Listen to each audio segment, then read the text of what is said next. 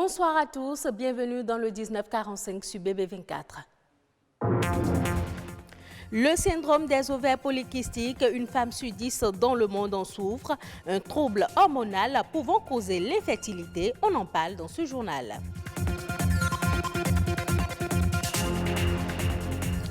Les mannequins ne sont pas encore estimés à leur juste valeur et pourtant ils sont un maillon important dans la promotion des produits de la mode. John Meda Sodoku nous dira pourquoi dans un instant. Au Sénégal, la réglementation du commerce dans les grandes surfaces et les marchés est bien respectée. L'heure est au respect des mesures barrières. Cependant, les marchands plaident pour un réaménagement des jours de travail.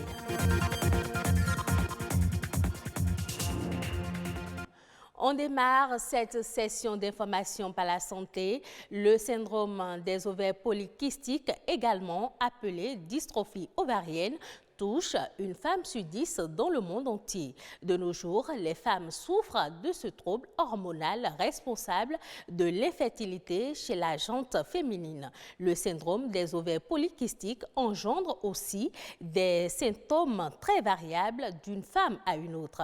Zaïd Olatundi, gynécologue obstétricien, nous en parle dans ce reportage de Amandine Aliamboussou. Pathologie endocrinienne la plus fréquente chez la femme, le syndrome des ovaires polykystiques touche les femmes de 15 à 40 ans et il constitue la principale cause des troubles de la fertilité. Le syndrome des ovaires micropolykystiques est un dysfonctionnement hormonal qui intéresse tout l'organisme et qui peut avoir des manifestations sur le plan gynécologique, essentiellement déjà des règles qui vont être irrégulières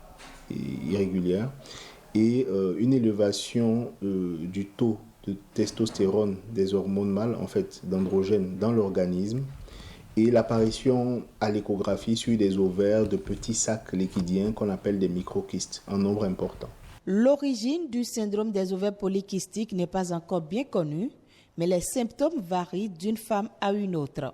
Ce qui va amener les femmes en consultation le plus souvent, ce sont des règles irrégulières et souvent une difficulté à tomber enceinte. Pourquoi les règles vont être irrégulières? C'est parce qu'en fait, il n'y aura pas d'ovulation. Et quand il n'y a pas d'ovulation, il n'y a pas de corps jaune. Le corps jaune sécrète une hormone qu'on appelle la progestérone. Et c'est la chute du taux de progestérone qui déclenche l'apparition des règles. Vu qu'il n'y a pas eu d'ovulation, on n'aura pas de taux de progestérone élevé. Donc les règles ne vont pas venir à temps, elles vont venir très tard, selon la profondeur du déséquilibre. 35 jours pour certaines, 40, 2 mois, 3 mois, peut-être 6 mois pour d'autres. Donc, c'est ce qui fait qu'on a ces règles en fait qui sont irrégulières. On sait que le surpoids a tendance à être aussi responsable. Le syndrome des ovaires polykystiques persiste toute la vie. Heureusement, des traitements existent pour accompagner les désirs de grossesse. S'il y a un désir de grossesse, ce qu'il faut comprendre, c'est que déjà la maladie des ovaires micropolykystiques, elle va entraîner des règles irrégulières, mais surtout des troubles de l'ovulation. C'est des femmes qui vont voir leurs règles, mais qui ne vont pas forcément ovuler ou qui vont ovuler une fois sur 3 ou une fois sur 4. Donc une difficulté à tomber enceinte. Par rapport à ça, aujourd'hui, on a des médicaments, des molécules qui permettent de stimuler l'ovulation. Et en général, ça marche assez bien, à part quelques-unes qui vont peut-être devoir aller jusqu'à la fécondation in vitro. En dehors du désir de grossesse, on n'arriverait pas vraiment à traiter la maladie vu qu'on ne maîtrise pas sa cause. Ce qu'on va pouvoir faire, c'est de mettre des traitements hormonaux pour pouvoir régulariser les règles. Mais en général, dès qu'on les arrête des mois après, le déséquilibre se réinstalle. Il est également prouvé qu'un amaigrissement d'au moins 5% améliore les symptômes et favorise le rétablissement d'une ovulation. Parlons à présent du mannequinat. C'est l'activité exercée par toute personne qui pose et expose pour valoriser les produits de l'industrie ou de la mode.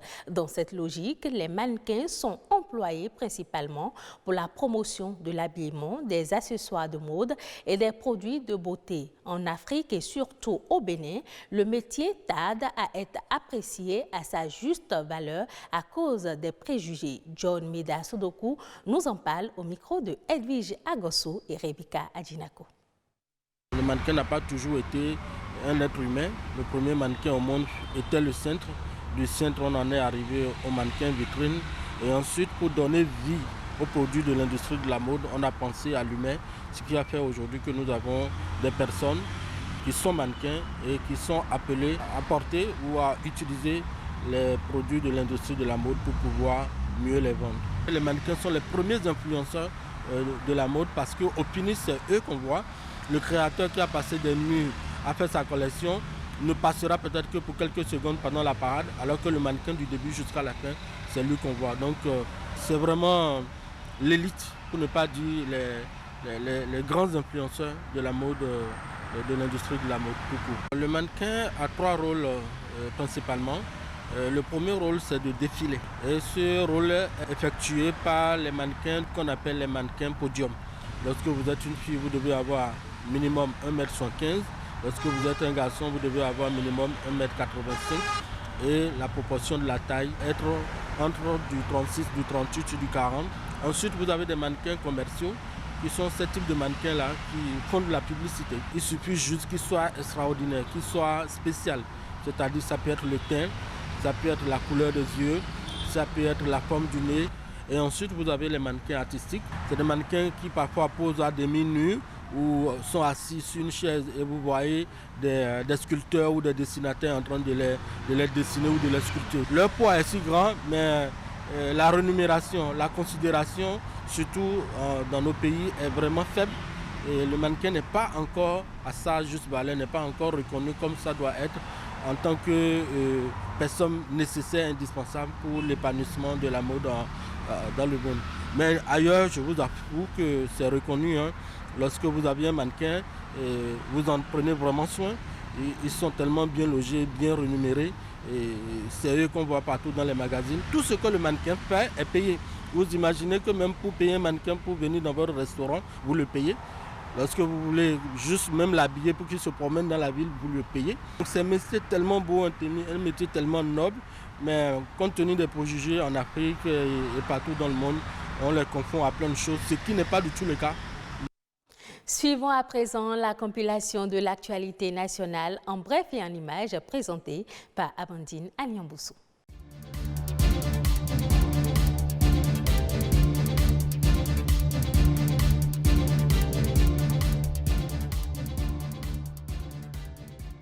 Le Bénin enregistre un total de 242 cas confirmés de coronavirus à la date du 7 mai 2020 avec 178 personnes sous traitement, 62 personnes guéries et 2 décès.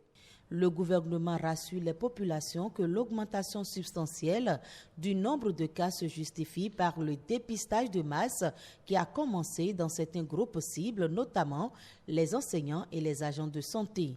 Par ailleurs, il faut préciser que le Bénin a un protocole de soins bien mis en place et s'est doté de suffisamment de médicaments pour la prise en charge gratuite des patients. Les nouveaux cas enregistrés sont essentiellement des sujets qui ne présentent pas de signes de la maladie. Le respect des mesures sanitaires, notamment les gestes barrières, sont entre autres les mesures à respecter rigoureusement pour réduire la propagation du coronavirus au Bénin.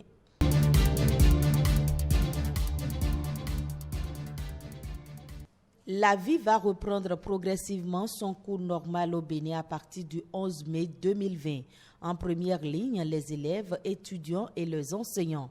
Le Conseil des ministres du 6 mai a approuvé les modalités de reprise des classes. Au niveau du primaire, sont concernés les écoliers du cours moyen deuxième année CM2, les élèves des collèges et lycées et les étudiants. Pendant ce temps, les autres écoliers du cours d'initiation CI au cours moyen première année CM1 vont rester chez eux. Ils retournent en cours du 10 août au 4 septembre. Leurs évaluations auront lieu du 7 au 11 septembre. Les écoles maternelles et les garderies, elles, ne seront plus ouvertes avant la nouvelle année scolaire prévue pour démarrer le 28 septembre 2020.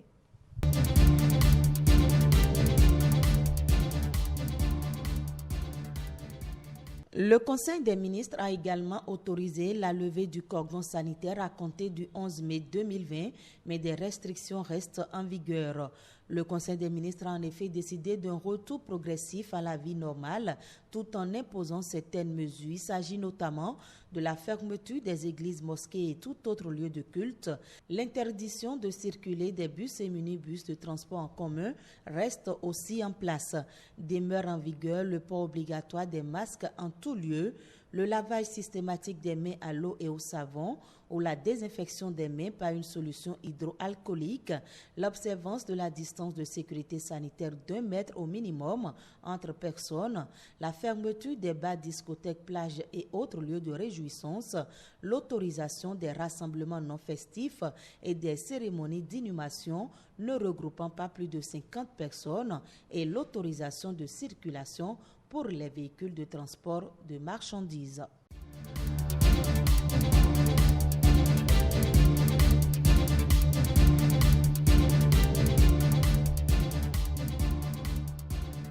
La réglementation du commerce dans les grandes surfaces et les marchés est bien respectée au Sénégal. Les commerces non autorisés n'ont pas ouvert. Dans les marchés, l'heure est au respect des mesures barrières. Au marché Kermel, les marchands plaident quand même pour un réaménagement des jours de travail. Ibrahima Ndonga. Son nom rime avec catastrophe, désastre économique et futur incertain, le coronavirus. Devant une telle situation, il faut obligatoirement s'adapter ou périr, d'où l'importance de mettre en place des stratégies. L'arrêté préfectoral de ce 4 mai est une nouvelle mesure qui vient renforcer le dispositif de riposte contre le Covid-19. Article 1er. Les jours et horaires d'ouverture des marchés sont fixés jusqu'au 2 juin comme suit. Vente de produits alimentaires uniquement autorisés les lundis, mercredis et vendredis de 8h à 17h. Autres commerces et activités non alimentaires uniquement les mardis et jeudis. Les grandes surfaces, elles, sont autorisées d'ouvrir tous les jours, sauf les lundis, pour désinfecter les lieux. On constate cependant une fermeture exceptionnelle ce mercredi. Nous sommes en phase avec cette mesure des autorités administratives parce que le Covid-19 est en train de prendre des proportions inquiétantes. Aujourd'hui, les cas communautaires sont de plus en plus fréquents. Un tour dans certaines avenues de la capitale nous permet de nous rendre à l'évidence. Tous les commerces non autorisés sont fermés. Une situation qui renseigne à suffisance sur la fluidité des lieux. Et c'est tout le contraire au marché Kermel de Dakar. Ici, le client est accueilli avec des étals bien garnis. L'alimentation, nous, on ne travaille que 3 fois dans la semaine. Donc la mesure, elle est bonne. Mais nous, ce qu'on souhaite, vraiment, il faut qu'on nous augmente même le samedi. Parce que dans les marchés, les week-ends, beaucoup de monde vient se ravitailler. Même si les marchands sont en phase avec l'autorité administrative, ils plaident tout de même pour un réaménagement des jours de travail.